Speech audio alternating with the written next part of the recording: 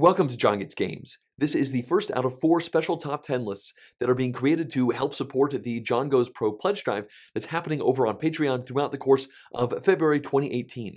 This is, of course, happening because I have recently started making these videos professionally, and I am seeking extra support to continue to make this happen. And if you are interested in checking out some of the ways that you can support the channel, please check out patreon.com/JonGetsGames to learn more. And I think without further ado, let's now jump into that first top 10 list. In this case, it is my top 10 mechanisms in board games. And I figured this was a pretty good list to start things off with because it's going to give a good framework for where I am as a board gamer. Obviously, my tastes and the things I enjoy in games is going to be reflected in the reviews and whatnot that I do. So I figured this is a really nice thing to just get out there. So I think let's go ahead and now start with mechanism number 10, which is trading and negotiation in games. So this is a simple idea where you have a certain amount of stuff and your opponents have stuff as well, and you want to gain access to it and they want the stuff that you have. So you come up with a deal, whether that be trading this stuff back and forth, or maybe it's going to be favors, like, okay, well, if you give me that, then I will not get in your way on this other spot out there on the board. And there's a variety of different things you can do in trading and negotiation style games. And some examples are Settlers of Catan, Bonanza, and Sidereal Confluence.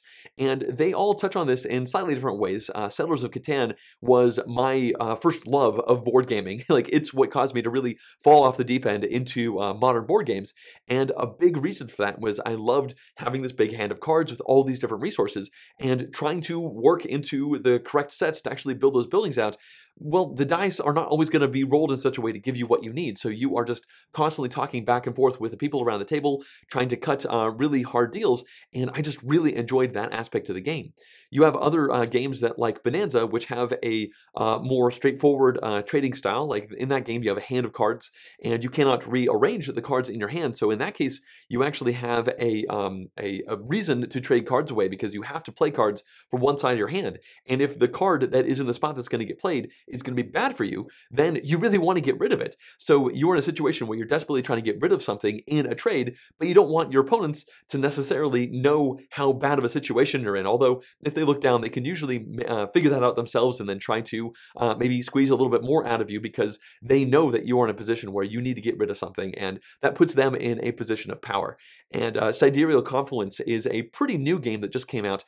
It's got a lot of cube pushing and whatnot through a bunch of technologies on your area, but you need to trade in order to get the right colored cubes to run your technologies. And in that game, the trading is very wide open. You're not just trading these resources back and forth. You can trade favors. You can trade the use of pretty much anything in front of you as long as you're not giving away victory points.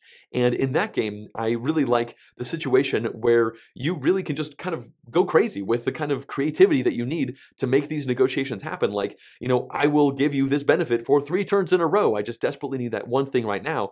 And now your opponent needs to figure out what is worth it to them. Like, is 3 turns of access to maybe a special power worth getting rid of a resource right now? And so all 3 of these games are just excellent examples of the kind of wheeling and dealing that you can do. And I really enjoy this aspect to board gaming. And it doesn't seem like trading happens that often as a mechanism in games. And this is probably the most kind of headspacey type of mechanism that I enjoy, specifically because when you are doing trades in games, usually they are binding. There's no lying or deceit or backstabbing going on here. It's just, I have a thing, you have a thing, let's try to come up with a deal. And I found that to be very satisfying pretty much every time I bumped into it in games. Up next at number 9, we have worker placement, which is probably one of the most common mechanisms in Euro-style board gaming for the last 10 years. And the reason for that is because it's a very effective way of giving you choices and giving you the ability to impede your opponents without directly messing up with the kind of stuff that they have in their area. Because the way that worker placement usually works is you have a worker, or sometimes you spend multiple workers, and you put them out onto locations in the middle of the board in such a way that you will gain some benefits, and then you will get in other people's way. In the classical style of worker placement, like Feast for Odin and Stone Age, whenever you go to a spot, your opponents just cannot go onto that spot anymore. They have to find other plans that they can do with their workers, potentially going onto locations that you want to go and then blocking you out as well. But there are other games that do a slight tweak on this, making it more of a speed bump as opposed to a big stop sign, like Manhattan Project Energy Empire. In that one, you can place your worker onto a spot, and if your opponent wants to go there as as well, they are able to, they're just going to have to spend more resources in order to actually pull that off. So it's really a question to them is it worth all of those extra resources to continue doing that action, or maybe they're going to go ahead and do something else. And the extreme nice example of worker placement is something like Charterstone, where it's more of a worker bumping situation, where you can always go to a spot where your opponents are, it bumps their worker off, and now they get that worker back with which they can put it out back onto the board. And I've never actually played Charterstone, but from what I understand, the general idea there is once all your workers are out, you're going to have to spend a turn to pull them all back. So the longer you can postpone spending a turn to pull all your workers back, the better off you are going to be. So there's just this nice spectrum of worker placement mechanisms that can be utilized. And in general, when a game has this idea in it, I have enjoyed it because I enjoy indirect competition between opponents around the table. Like multiplayer solitaire games are fine with me, but I in general prefer a little bit of getting in other people's way. And I never like take that kind of direct interactions with my opponents, but I love seeing what they hope to want to do and then realizing that it's pretty good for me too and going on that spot and stopping them from doing it or just making it a lot more costly for them. For some reason, this makes me feel good inside when I make situations harder for my opponents. But of course, I am a competitive gamer, and so that's where a lot of this comes out. So I think that worker placement is a very malleable mechanism, and that's obvious by how many games use it to great success in general. And it's one that I certainly don't mind when I see it on the rules of a game when I'm reading through them. And mechanism number 8, we now have tiling, and this can be used in a couple different ways, but the classic style is exemplified by the game Carcassonne, where every single turn you simply take a single tile and you are going to place it out onto a communal area. In Carcassonne's case, they are square tiles, but sometimes they are hexagons, and sometimes they are funny shapes that look kind of like Tetris pieces. And in a lot of these cases where you are building something in the middle of the table collectively together, you have a situation where you're trying to puzzle things together, and that's kind of a standard thing that goes with all tile laying is the puzzle nature of what you are trying to do.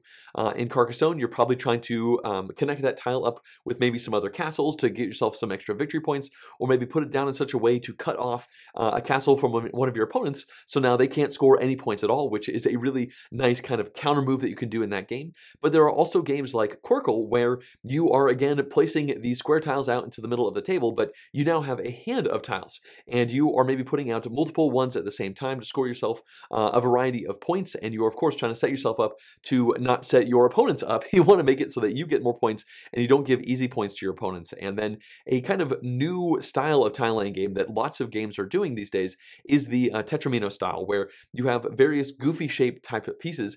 And I think you are always building your own thing in this case. I've never seen a game with a tile laying pool in the middle where you're shaping these things in. But the satisfying part of this style of gameplay, which games like Baron Park exemplify, is you are literally putting a little puzzle together. And in the case of Baron Park, you are not actually drawing random tiles in any case at all. In that game, you are especially taking specifically shaped tiles and then trying to build some extra combos that go forward for that.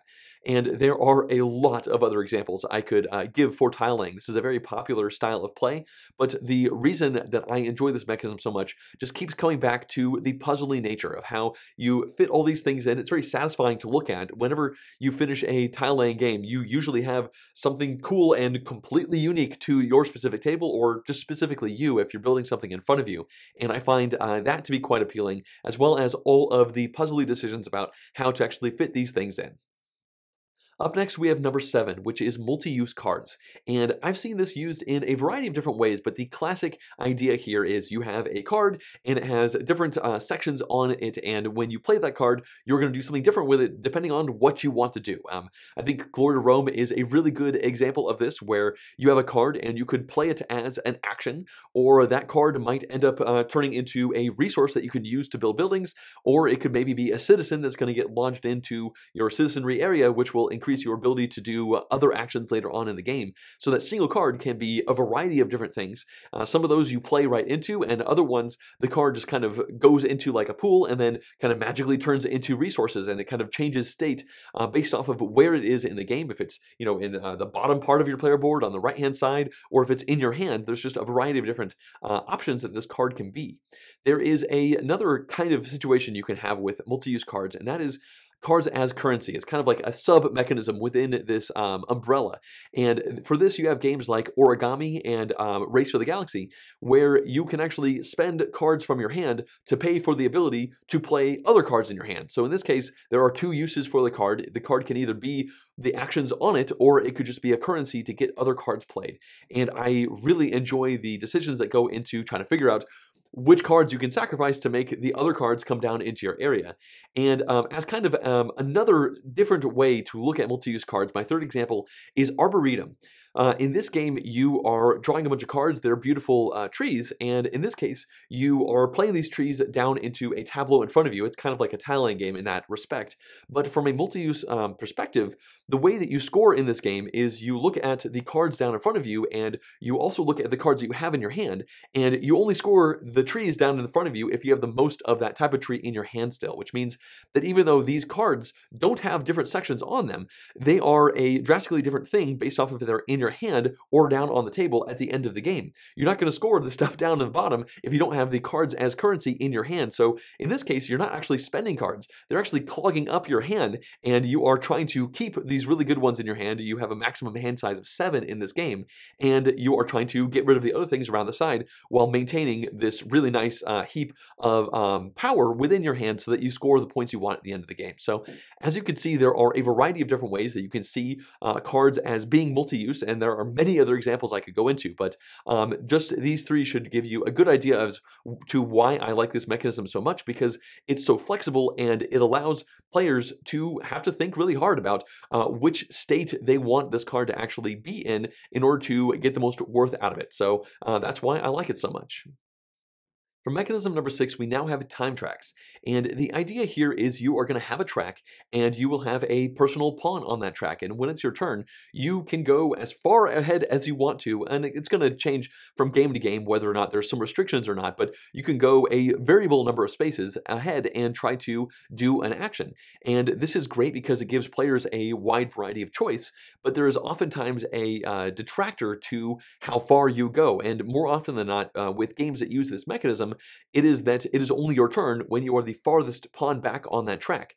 So if you take, for instance, the example game Takedo, in this one, you can move all the way up to a specific stopping point. There are a variety of locations that you have to stop at as you go down this path as you're kind of wandering through Japan trying to have a really nice vacation. But within that given chunk that you're able to jump towards, you have a lot of different options. But if you go like 5 steps ahead and one of your opponents just hops along and does 1 and then 1 and then 1, well, the ability for you to jump ahead and do this one ability before your opponents might not be worth all of the extra turns that you're giving to your opponents if you jump too far ahead. Another example would be Patchwork. In this case, it's only a 2-player game, so you don't have to worry about lots of your opponents taking lots of turns behind you. But in this case, you are actually a bit restricted as to your options for how far you go forward, because in that game, you are drafting tiles from a row, and the tile is going to tell you just how much time you are forced to go ahead. But once again, if you decide to invest in that really big expensive tile, then maybe you go forward a whole bunch of time, and your opponent might be able to grab several tiles behind you. There are a couple games that kind of break the mold on this. Heaven and Ale is one of those, where you just go as far ahead as you want to along the track, and then you still go in player order, just like clockwise around the table.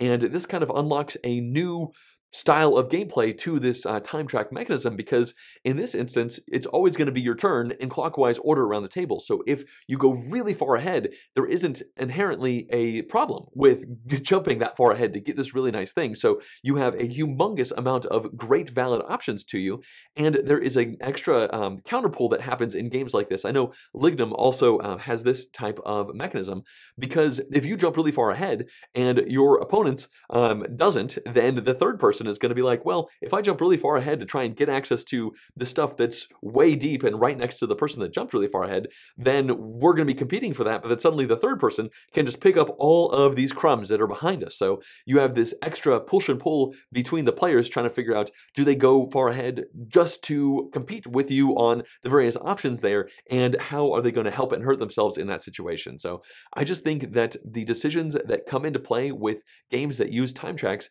are incredibly satisfying. And there are lots of other games that use this as a mechanism, and many of them tweak it in subtle ways here and there. But in general, if a game has this mechanism in it, I am very interested in trying it out. All right, we've now reached mechanism number 5, and if you'll bear with me, this one's going to be a little bit different because I had to come up with my own name for it because I have never seen anybody articulate this before, and in fact, it's possible people might argue with me that this isn't actually a mechanism at all, but I have noticed a pattern of this in games that I really like, and so for now, I'm calling it random input management. And now you might be saying, well, why don't you just call this like hand management or something like that? And in this case, it's because specifically what I'm talking about is games that just give you something random. In this case, it could be a hand of cards like the game of Tichu, or it could be a pile of dice that you then roll.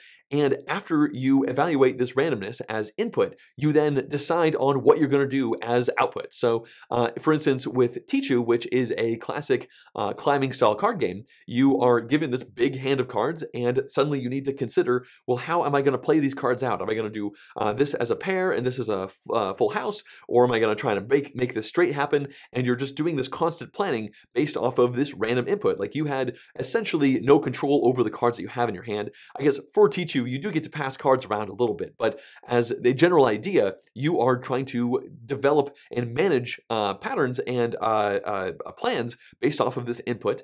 And then you have other games like Oracle of Delphi, where you just roll these dice and then you need to come up with a plan for your turn. You are racing around the Mediterranean with your little boat, and the dice that you rolled, they might not have given you the options that you wanted, but in that game in particular, there are still lots of options available to you, and there's lots of ways to manipulate those dice to kind of modify the luck of the input luck that happened to you in order to get some really good actions out of it. And another example is also another Stefan Feld game, and that is La Isla, because in this case, you are every single turn given 3 cards, and they're actually multi-use cards, so this is another showing for that other mechanism. But in La Isla's case, you have to simultaneously choose an action for all 3 of those cards, and it'll be a different thing for all of those. And so you randomly got these cards, and one of these cards is going to be a resource cube, one of these cards is going to do a scoring bump, and then one of these cards is going to become an ongoing power. And you have so many perturbations that you can work with all 3 of these cards having a resource on them, a scoring option on them, as well as a power. And now you just deal with that input randomness and figure out how I'm going to get the most worth out of this little hand of cards in this case. Obviously in Tichu, you're playing multiple hands as you are thinning out your hand, versus La Isla, where there's still cards, but you are just simultaneously doing one plan and then rolling with it. But in all of these cases, I just love the mental gymnastics that I have to do to try and get good worth out of this random set of input that the game gave me. So I'm going with random input management as a mechanism, and we'll see if that one sticks. Next up, we have number 4, and this one is asymmetric player powers. And the idea here is that each player around the table does something different from the other people around the table, and hopefully in all of these circumstances, the abilities that they have are balanced. But what it means is that each player is doing something either slightly different or drastically different, depending on the game. And I really like the spectrum of asymmetry that shows up in board games. Some of them are very minor, like Tzolk'in, the Mayan calendar, for instance. In that game, you start things off and there are these little setup tiles, and you are going to select a couple of them and flip them over, and they will give you a starting advantage on some of the tech tracks, as well as differing amounts of resources. And then you kind of go off from that point, and that's a very minor asymmetry, but it is going to nudge you in the right direction as far as dictating what kind of strategy you might be playing for that given game. But then on the entire opposite side of the spectrum, you have situations like Captain Sonar, where every single person around the table is doing something completely different. They're essentially playing an entirely different game. Well, I guess in Captain Sonar, that's a team versus team game, so every person has a person across the table on the opposing team doing the exact same role. But in that one, you have the radio operator playing a game with completely different rules, like it's entirely different game to the engineer over on the other side, and they're on the same team, and they're going to win together and lose together, even though they are doing things with literally zero crossover. And I think probably the middle of the ground is something that you see more often in board games. And I like all of these things, but in that middle ground, you have situations where people have a rather significant asymmetry that is going to affect their status in the game. For instance, you have Spirit Island, which is a cooperative game, and you have other games like Gaia Project, which is a competitive game. And in both of those situations, the asymmetry that you pick is going to drastically affect your overall strategy. It will, in both of these cases, allow you to kind of seemingly break rules and do things that seem kind of unfair, which is fine in a cooperative perspective, but not in competitive. But hopefully in these competitive asymmetric situations, everybody is kind of breaking the rules equally in different ways, and so everybody feels like they have a good ability, but man, that person across the table, how are they allowed to do that? I just really like those kind of situations, and unfortunately, it does constantly bring up the question of, is this balanced? Like, is the person who won, were they the person who played best, or perhaps they just played well with a asymmetry that is actually a little bit better than it should be in any given situation? And unfortunately, asterisks are going to be kind of added in your mind sometimes with these games, but the added joy that comes from the diversity of different game styles with these games, I think, is well worth that kind of niggling feeling in the back of my head. And also another thing that this does is drastically increase the variability of these games, because it means that if you sit down to play the game again, like, 2 nights in a row, for instance, you will find yourself playing a very different game in some of these situations from the last one based off of the asymmetry that you chose. And so in general, I do prefer the kind of medium to heavy asymmetry, but even the light examples, like I said with Tzolk'in, is still a really great way to differentiate one play from the next, and I just love seeing this in games. All right, let's now move on to mechanism number 3. This one is pool drafting, and the idea here is that you have a game state where there is a certain amount of stuff in the middle of the table, and you will just call that a pool, and when it's your turn, you are going to draft or take out some of the stuff from that pool and then utilize them in your area. And the reason that I love this mechanism in games is because I love indirect conflict in games, and this they seem to go very well together, because as you are taking your turns in games with pool drafting in them, you are trying to figure out which of the options in the middle of the table are going to be good for me, but also which are going to be good for my opponents, and am I able to work myself into a situation where I can take a turn that's good for me and bad for my opponents at the same time. And there are many different ways that games utilize this. Azul, that came out last year, that does this, where you have these little coasters in the middle of the table with a variety of tiles on each of them, and when it's your turn, you're going to take some of the tiles from a coaster and put those down onto your area, and that means those tiles are now gone. And as you get deeper into the round in Azul, there's going to be less and less and less options, so it's just this shrinking pool until there's essentially nothing left. And the challenge here is to try and work it so that you are doing good things the whole way through, even when the options start to dwindle. There are other games that use dice instead of things like tiles. For instance, Santa Maria, in that game, you just roll a bunch of dice and you kind of put them in the columns associated with the 6 sides, because they're just standard D6s, and then you are taking these dice out of the middle. And if only 1 2 was rolled, and 2 is the perfect die for you, well, that's wonderful, and you're going to go ahead and grab that. But maybe that 2 is actually perfect for your opponent and just okay for you, but the 1 is actually amazing. Well, now suddenly you have that great decision of, do I do the amazing turn for myself or the okay turn that also really affects my opponent? Maybe that's somebody you think is winning, and that's something that you're going to be pretty motivated to go ahead and do. The last example of pool drafting I'd like to mention kind of twists this up a little bit, and that's Seven Wonders Duel, because in the previous 2 examples, the pool just constantly shrinks until there's nothing left.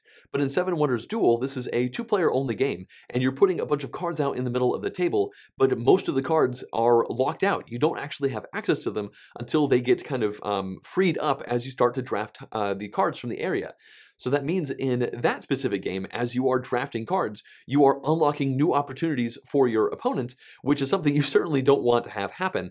And you don't actually have the kind of drying out thing happen until the very, very end of the given rounds in that game. So it has a different tempo state to it. But in general, this pool drafting idea just creates such wonderful decisions, such great indirect conflict, which is something I love seeing in games, to the point where if I hear that a game has this mechanism, I will pretty much just play it, like sight unseen. I don't even really need to read the rules. I'm going to be confident that that's going to be a game that I am likely to enjoy.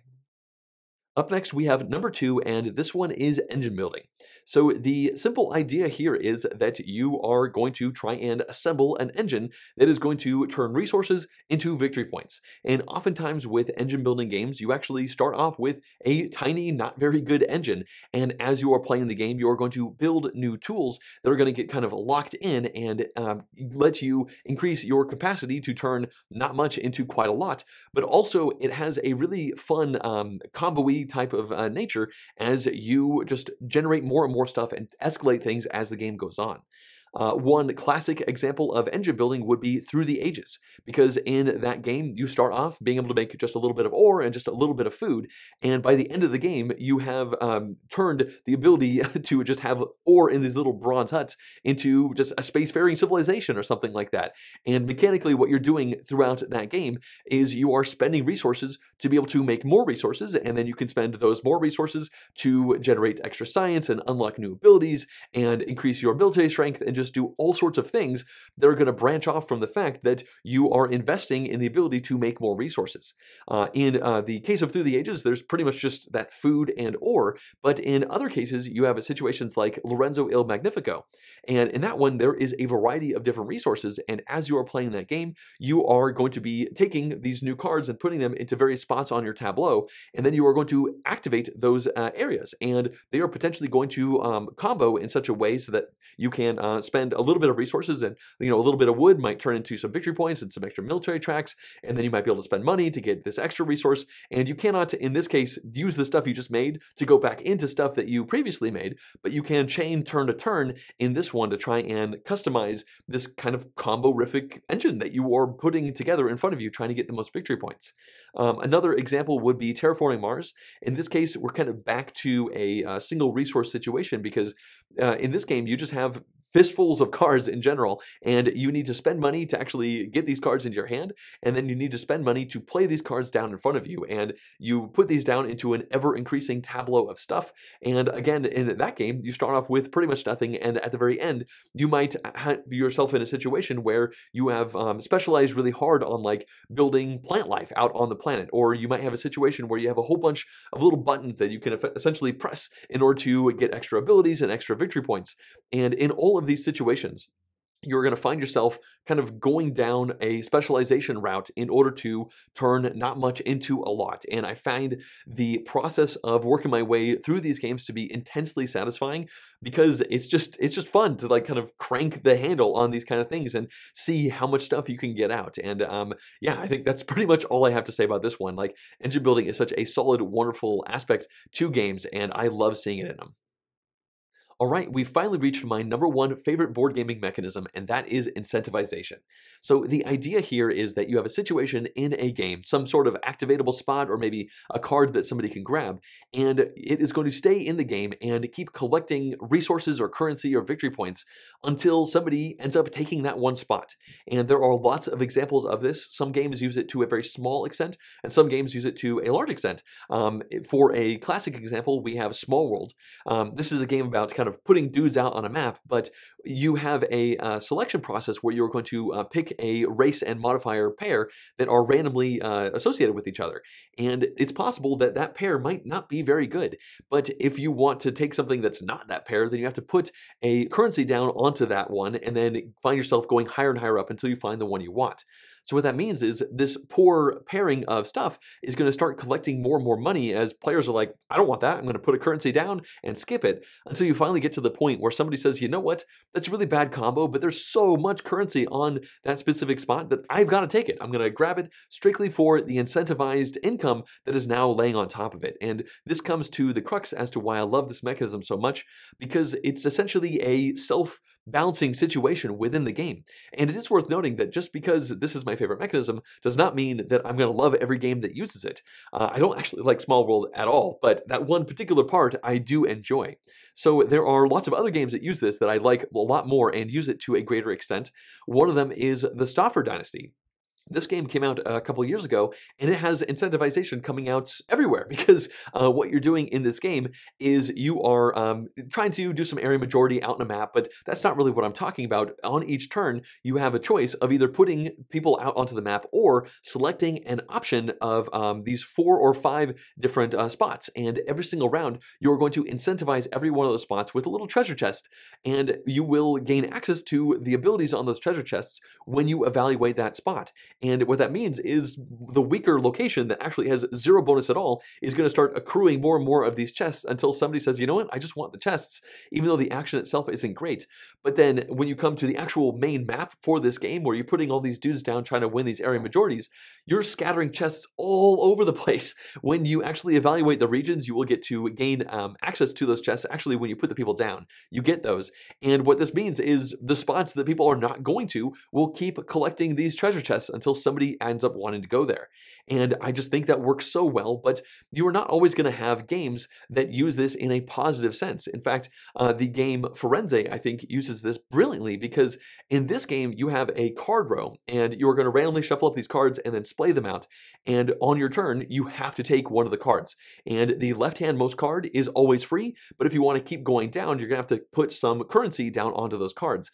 But the great catch for this game is that some of these cards are awful. Like, it's not just like, oh, that's not particularly good. Like, one of them is a warehouse fire, and you're going to lose a ton of your resources if you take the warehouse fire. So that means the warehouse fire usually finds itself going all the way to the left, and then people keep putting resources on top of it in order to skip it, until finally someone says, you know what? The resources I'm losing in this warehouse fire are insignificant compared to the vast amount of resources I'm going to gain, because everybody keeps skipping it. And I just think in that game in particular, it's such a wonderful example of how this self-balancing thing could work, because some of the cards are excellent and they rarely have any currency put on them at all, and some of them are really just not good, and you will find yourself in a situation where you're actually happy to have a warehouse fire, and that's just such a wacky thing to think about. So yes, I hope this adequately explains why I think that incentivization is a fascinating idea to have in board games, and lots of games use it to a very small extent, but there are very few games that use it heavily, and I would love to see more come out. I think that this is probably an underutilized idea in board gaming, and I am always looking forward to playing new games that use it. And with that, we have now come to the end of this first out of 4 special top 10s that are coming out over the course of this month. I hope you have found this one interesting. Hopefully it's given you some insights as to how I work as a board gamer, and how I'm going to enjoy and not enjoy some other things in the games that I'm playing. And as this video was created to help support the pledge drive that's happening, I would again ask that you go over to patreon.com/JonGetsGames and check out those pledge rewards and see if you think it's worth it to you to go ahead and directly support this channel and help me continue to professionally make these videos for everyone out there who's enjoying this board gaming content. As always, I'd like to thank everyone who's already been supporting this channel through Patreon, including all of these producer level pledges. If you'd like to see more vlog style content like this one, as well as full game playthroughs and in-depth board game reviews, please subscribe to the channel. Thanks for watching. Cool.